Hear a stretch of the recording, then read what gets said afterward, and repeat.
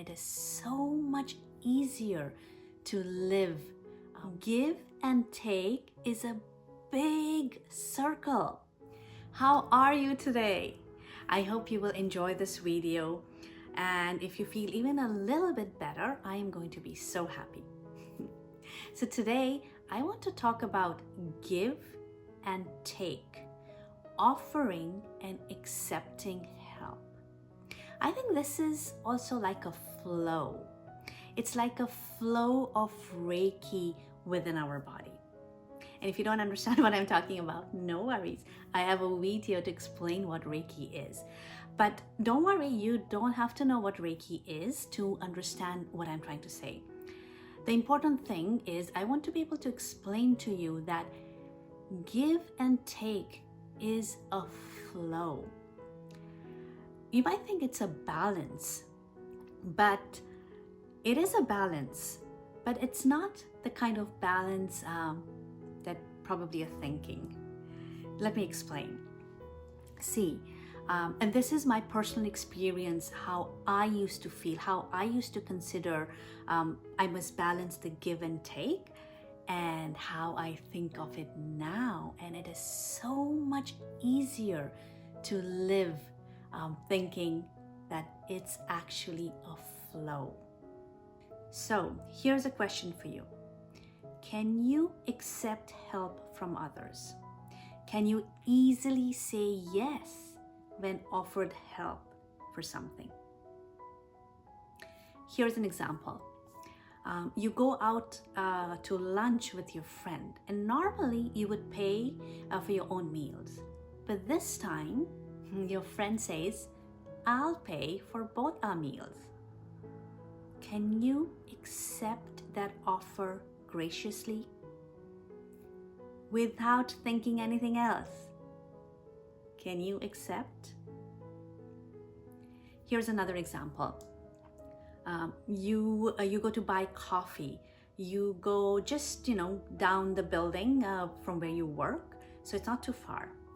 And you've ordered coffee. It came time to pay, and you realize, oops, I have forgotten my wallet. And you don't even have your phone. I know that's unlikely in this day and age, but it could happen, right? And a stranger offers to pay for your coffee.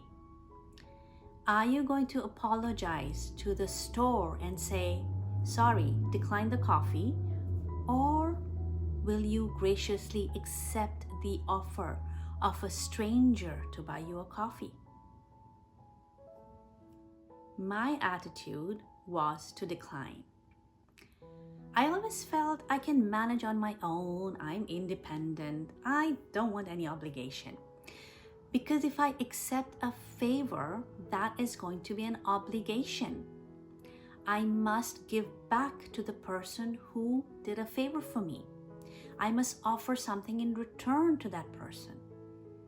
And I didn't want to be under that obligation. When I first came to Canada, I didn't have a car. And my mode of transportation was public transport. So that meant if I wanted to go anywhere from one place to the other, it could take twice the time, sometimes even longer than it would have taken if I traveled by car. But that was okay for me because that's the only way how I knew to travel. I didn't have a car. But I was invited to a get-together from my extended family. I'm saying extended family, but I actually had never met them. I had never even had a conversation before coming to Canada. But I was invited. And the person who invited me arranged for a ride. He arranged so that I would be picked up and then dropped off. And I thought, but I can take the train, I can take the subway, the bus, I'll walk. It doesn't matter how far the house is. I can do it on my own because I don't want to be obligated. I don't want to have to give back something to you. I'm actually going to have to give something back to you who arranged the ride And then I'm also going to have to give something back to the person who actually gave me the ride. And I don't have anything to give back. I mean, I don't have anything to offer. I don't want to be under obligation. To be fair, I think the first time I didn't feel so obligated, but this happened every single time we got together. I was offered the ride and I would be dropped back home. The old me thought, if I accept something from person A, I must return something back to person A. I must return it to the same person. That's how it must be balanced. But no, that is not true. That is not how you balance the give and take. I realized this years later, only after I got my own car and I got the opportunity to give rides to the newcomers. I willingly picked up and dropped off as much as I could. I realized then that I didn't have to give back to the same person.